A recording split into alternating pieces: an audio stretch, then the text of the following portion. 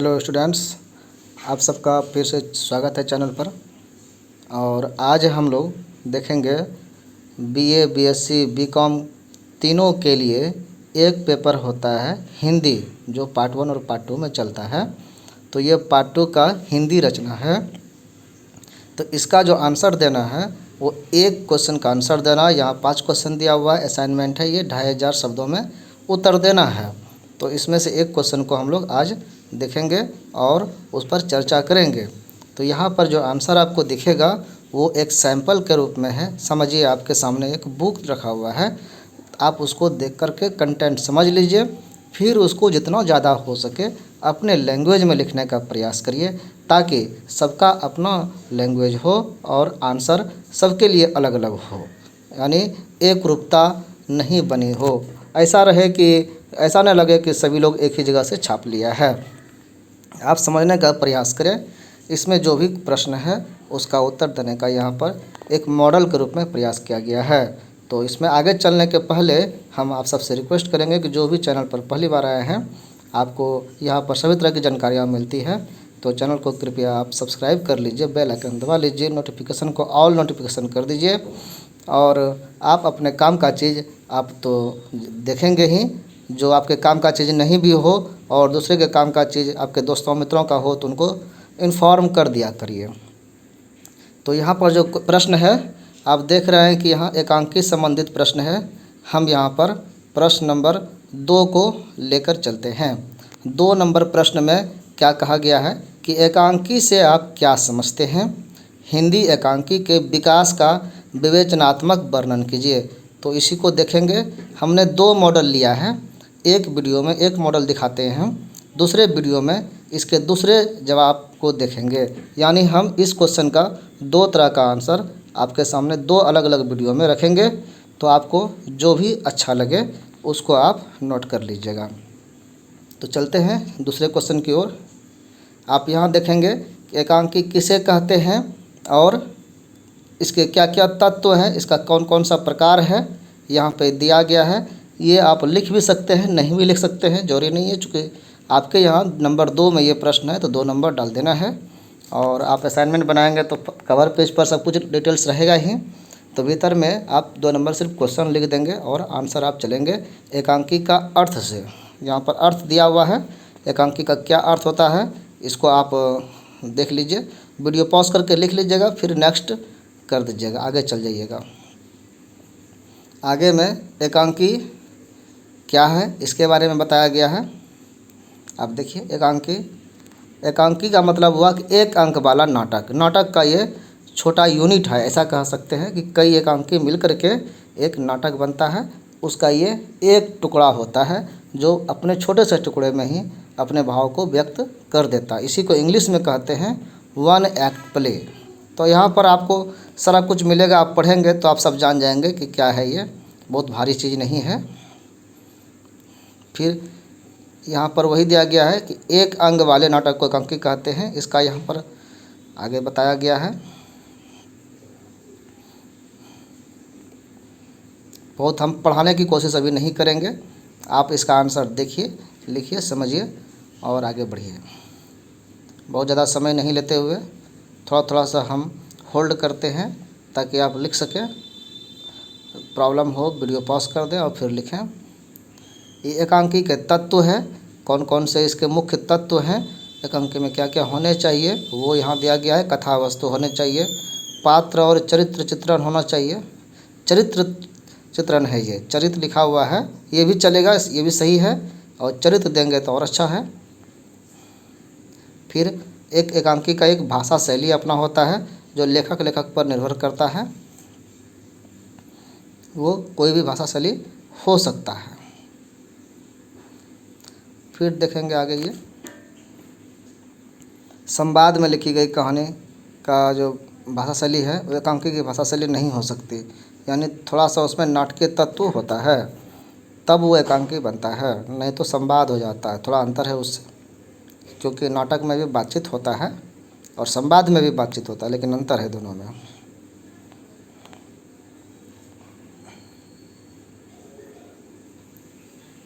देश काल ये भी एक इसका तत्व है, और रंग मंचयता यानी नाटकीयता, ये पाँचवा तत्व है।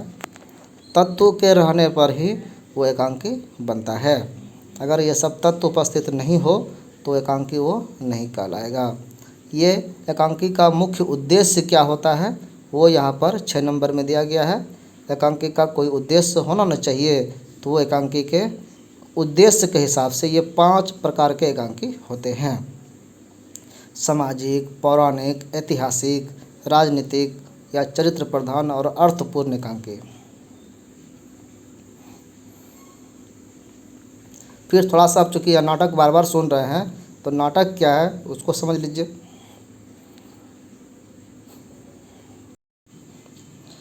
नाटक काव्य का हिस्सा है जो दृश्य काव्य में आता है, जो दिखता भी है। और इसे आसान भाषा में समझाया जाए तो लोग थिएटर, टीवी, रेडियो पे किसी कहानी को विस्तार में प्रस्तुत करते हैं, वो भी अभिनय करते हुए। इसे ही हम नाटक करते हैं। इसमें कई पात्र होते हैं जिसके अलग अलग नाम होते हैं, अलग अलग किरदार होता है जिसके हिसाब से परफॉर्म करता है। अपना चेहरा, आँख, नाक, कान सबका भाव घटित होता है। वो भाव के द्वारा सब कुछ वर्णन करता है। एक्सप्रेशन बहुत इम्पोर्टेंट होता है। बहुत ही ये विख्यात है। हमारे गांव घर में भी हर साल कोई चीज़ में नाटक उटक होते रहता था। कोई फंक्शन हो तो लोगों को जुटाने का एक बड़ा माध्यम ये होता था। तो नाटक और एकांकी में क्या अंतर है वो यहाँ पर बताया गया है। ये भी आपको टॉपिक के रूप में रख करके लिखना है। डिफरेंसेस बिटवीन नाटक एंड एकांकी। नाटक की विकास प्रक्रिया धीमी होती है, ये भी इसका अंतर है नाटक और एकांकी में।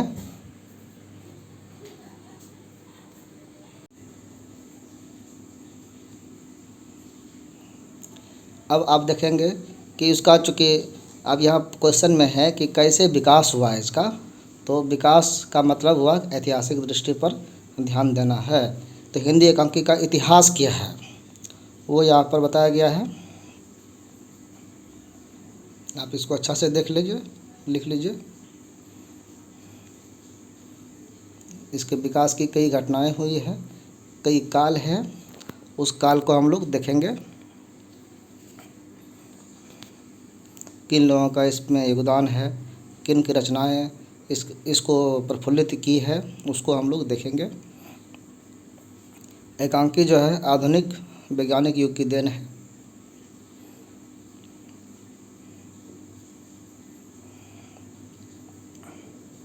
ये सब इतिहास है। कैसे एकांकी, नाटक, ये सब साहित्यिक विधा बन गया, क्या क्या हुआ, यूथ फेस्टिवल में ये सब कार्यक्रम होते रहा। यहाँ पे सारा चीज़ कैसे ये लोकप्रिय हुआ दिया गया है। और ये एक अपना अलग विधा बना लिया है। छोटा होता है, संक्षिप्त होता है, लेकिन ये बहुत कुछ कहता है। हमने प्रश्न को ढंग से रखा है, आप सीधे ऐसा लिख सकते हैं। ऐतिहासिक दृष्टि से हिंदी एकांकी के विकास क्रम को निम्नलिखित प्रमुख कालखंडों में बांट सकते हैं, विभाजित किया जा सकता है 4 युग के रूप में। चारों युग में आप देखेंगे कि भारतेंदु द्विवेदी एक युग है जो 1875 से 1928 तक चला। फिर प्रसाद युग आया 1929 से 37 तक। फिर प्रसादोत्तर युग, मतलब क्या हुआ कि प्रसाद के बाद का युग जो 1938 से 47 तक आया। और 1948 से जो अब तक का काल है, युग है, ये स्वतंत्र योत्तर युग कहलाता है। इसमें विकास हुआ। तो ये 4 प्रकार के विकास क्रम हैं। इस चारों में क्या क्या विकास हुआ है, थोड़ा इसको अलग ढंग से विस्तृत रूप में देखते हैं। पहला था, आप यह नंबर डाल देंगे, भारतेंदु द्विवेदी युग। चूँकि ऊपर में नंबर डाला हुआ है ही, यहाँ पर डिटेल्स आप लिखना है। इसमें बहुत ही डिटेल में हम जाएंगे नहीं, अब इसको पढ़ेंगे नहीं, आप इसको पढ़ लीजिए, लिख लीजिए और समझने का प्रयास करिए। इसमें कुछ अगर परेशानी हो, कोई वाक्य समझने में कुछ, तो आप कमेंट करेंगे, हम जवाब देंगे। आइए आप अपने कॉलेज में जाकर के अपने टीचर से पूछिए, पढ़िए, समझिए, आपको कोई समस्या नहीं रहेगी। सब अलग अलग उनकी रचनाएं हैं, बहुत रचनाओं का यहाँ नाम है। ये सब ऑब्जेक्टिव क्वेश्चन में पूछा जाता है कि ये रचना किसका है, ये रचना किसका है, इस तरह से। तो इनको जानना जरूरी है। कंपटीशन वगैरह में भी पूछा जाता है।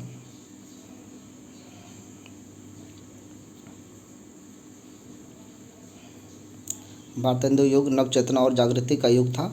शुरुआत उस समय हुआ, इसके लिए कहा गया। यहाँ पे बहुत सारे रचना एकांकी यहाँ पर आया है।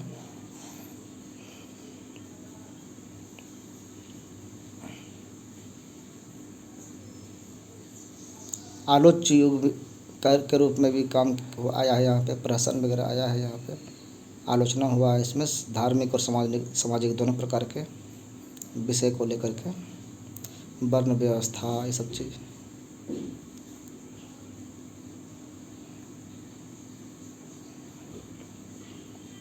यहाँ भी आप देख रहे हैं कई नाटक शैलियाँ हैं। संस्कृत की नाट्य शैलियाँ, अंग्रेजी, बांग्ला, पारसी रंगमंच, लोक नाटक, अलग अलग क्षेत्र में क्षेत्रीय नाटक होते हैं।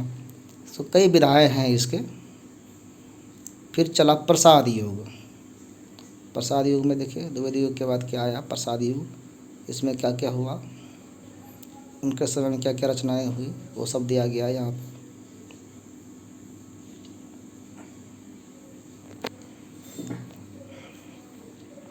हिंदी एकांकी का विकास जो है वास्तव में कहा गया कि प्रसाद युग में ही हुआ है। फिर चलते हैं नेक्स्ट, इसको देख लीजिए।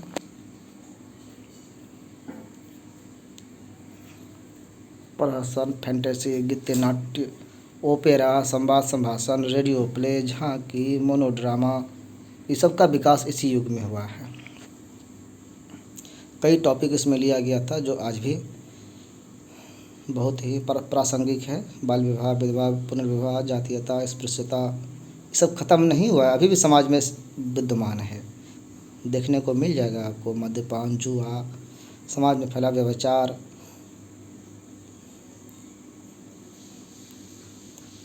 समाज की चीज़ों को ही चित्रण किया जाता है। तत्कालीन समाज की नग्न विकृतियों का चित्रण करने वाले ये एकांकियों का रचना हुआ था। अभी भी रचना की जा सकती है। अभी फिल्म का समय है तो मूवी बनता है इस पर। चलते हैं नेक्स्ट, घरमोर, अछूतोद्वार, ये सब देखिए। यहाँ पे सुधारवादी लिखा हुआ है, एक डॉट आपको दिख रहा होगा, तो उस तरह से जहाँ है उस डॉट को आप छोड़ दीजिएगा, वो कुछ नहीं है, वो टाइपिंग मिस्टेक हुआ है। तो जैसे यहाँ सुधारवादी फर्स्ट लाइन में ऊपर में दिख रहा है आपको, सुधा और एक सुन्ना दे करके आ दिया हुआ, तो सुन्ना हटा दीजिएगा तो वो धा में आ लग जाएगा, तो सुधारवादी हो जाएगा। इसी तरह से जहाँ भी आपको मिस्टेक लगे उस बीच वाले को छोड़ दीजिएगा। जैसे स्वाधीनता है, देखिए यहाँ पे नीचे से तीसरा लाइन शुरू में ही। फिर भारतेंदु युग की बात, इसमें भी कई रचनाएं हुई है, तो हम पढ़ नहीं रहे हैं।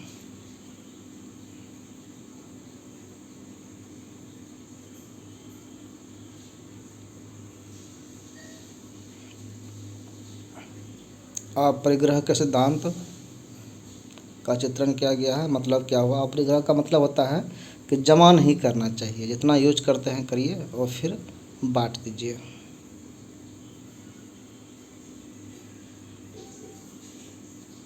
प्रसाद योगिन एकांकीकारों ने क्या क्या रचनाएं की हैं यहाँ पे दिया गया है।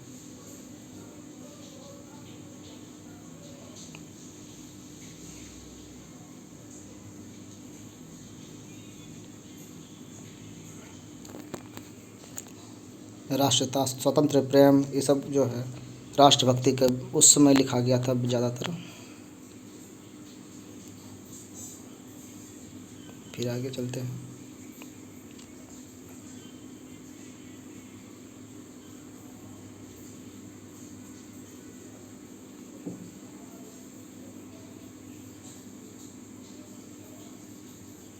पार्वती और सीता, चतुर्सेन का सीताराम, कई तरह के यहाँ पर रचनाकार हुए हैं, अलग अलग रचनाएं की हैं, धार्मिक और सामाजिक सब तरह के पॉइंट को लेकर के।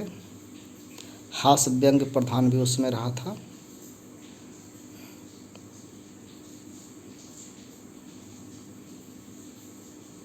न घर का न घाट का, गड़बड़ झाला, लकड़ा बग्घा, ये सब हास्य व्यंग प्रधान एकांकी है। हंसने, जिसको अभी हम लोग कॉमेडी कहते हैं, ये सब उसमें होता था।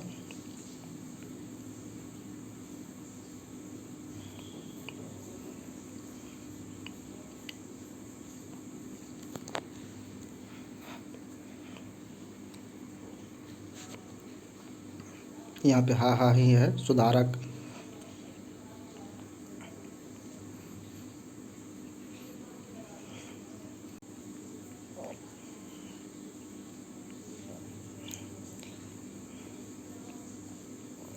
इस युग ने आगामी एकांकीकारों को एक पुष्ट आधार भूमि प्रदान की, जिसमें आधुनिक एकांकी साहित्य और भी स्वतंत्र रूप से विकसित हुआ। नेक्स्ट पेज में चलते हैं।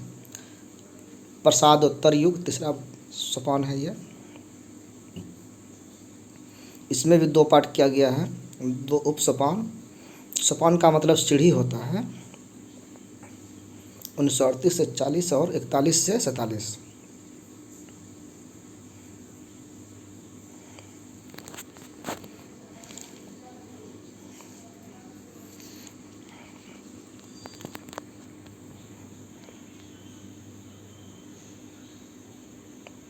आगे चलते हैं, पढ़ नहीं रहे हैं।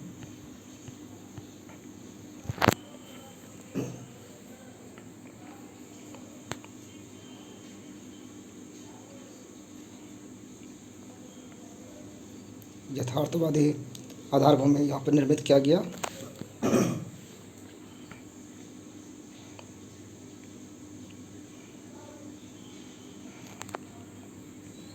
एकांकी में यहाँ पर अनेक प्रवृत्तियों को प्रश्रय मिला है। 1 तोले अफीम की कीमत, 18 जुलाई की शाम, 10 मिनट, स्वर्ग का कमरा, जवानी की डिब्बी, बहुत सारे रंगीन स्वप्न, कई तरह के विचारों को लेकर चला है।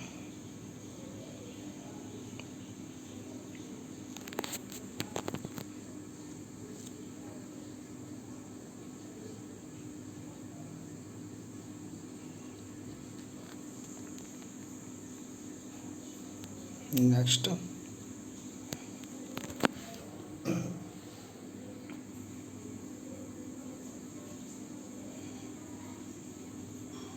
मैं और केवल मैं, चौपाल में बुझता दीपक,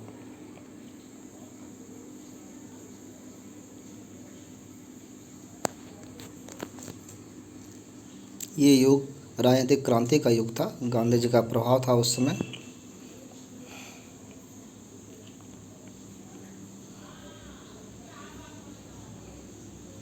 कांग्रेस के उच्च पदाधिकारी और नेताओं के खोखलेपन पर भी व्यंग किया गया था उसमें। बुझता दीपक में भगवती चरण वर्मा ने किया था ये।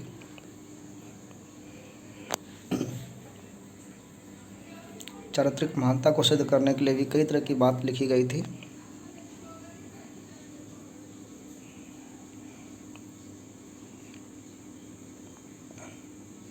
रचनाएं बहुत हैं, आपको लिस्ट बनाना है। 3000 शब्दों में लिखना है, 2,500 से 3,000, तो इसीलिए इतना कंटेंट हमने रख दिया है।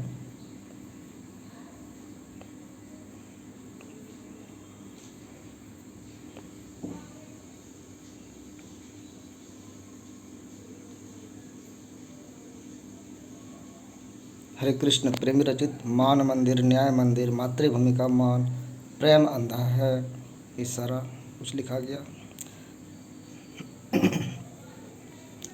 कमल और रोटी, वास बदता, सब देशभक्तिपूर्ण आत्म बलिदान, सौरपूर्ण कार्य का चित्रण इसमें हुआ था। इसी इतिहास के प्रसिद्ध घटनाओं पर आधारित भी कुछ एकांकी लिखा गया है। संघमित्रा, सिंहल विजय, नेत्रदान, तथागत, ये सब चीज़।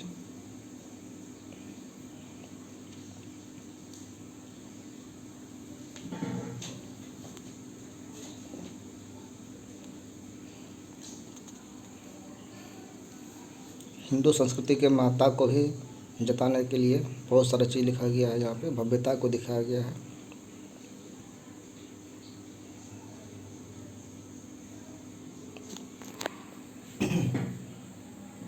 सुदामा, कैकेयी, ये सब चीज़ भी लिखा गया है। हमारे भागवत पुराण से संस्कृति गौरव का गान करते हुए। जो आप पक्का गाना घपले।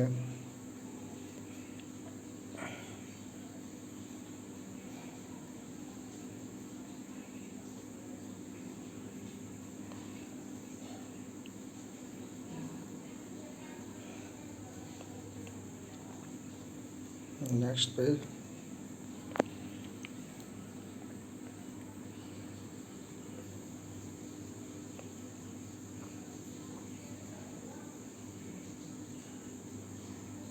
फिर अंग्रेजी में लिखे हुए का हिंदी अनुवाद भी होने लगा, उसका मांग बहुत बढ़ गया, कन्वर्सन होते गया। स्वतंत्रोत्तर युग, स्वतंत्रता प्राप्ति के बाद का युग है, उस समय क्या प्रभाव पड़ा। रेडियो उस समय बहुत ही प्रभावी था, नया नया टेक्नोलॉजी रेडियो के रूप में आया था उस समय। तो नई टेक्नोलॉजी का हमेशा ही महत्वपूर्ण स्थान रहता है, जैसे आज मोबाइल है।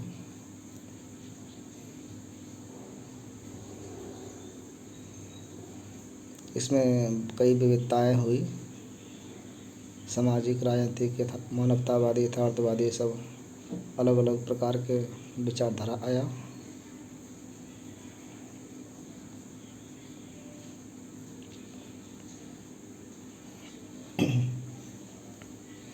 बहू की विदा, विनोद रस्तोगी ने लिखा। कनाद ऋषि भटनागर रचित नया रास्ता कई प्रथाओं पर चला है, चाहे वो निर्धनता, वेश्यावृत्ति हो, प्रतिशोध हो, इंसान में हिंदू मुस्लिम झगड़ा से उत्पन्न सांप्रदायिकता की समस्या हो, कोई भी समस्या हमारे समाज में बहुत सारी है, बहुत चीज़ों पर लिखा गया।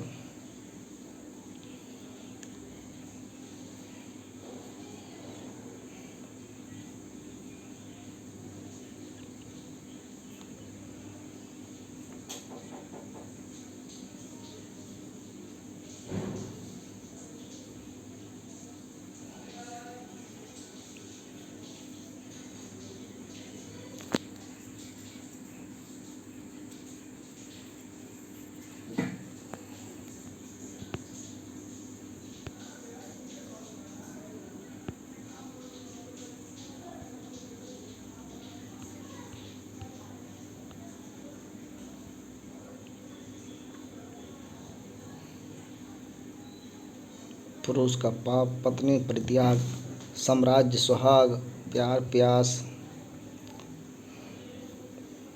लगता ही नहीं है कि ये सब पुराना टॉपिक है।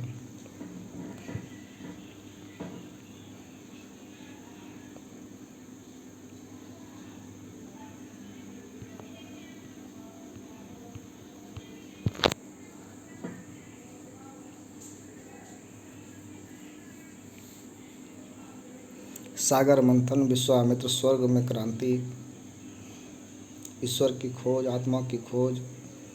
भाई यहाँ पर तो हर क्षेत्र को छुआ गया है। इसीलिए कहा गया कि स्वतंत्रता प्राप्ति के बाद विधाओं की संख्या बढ़ गई, क्षेत्र बढ़ गया। सरकारी नौकरी अभी का भी आ गया।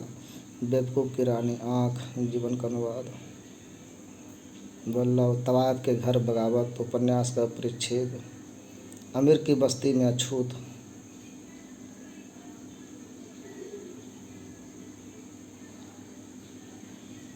यहाँ पर जो है कंप्लीट हुआ।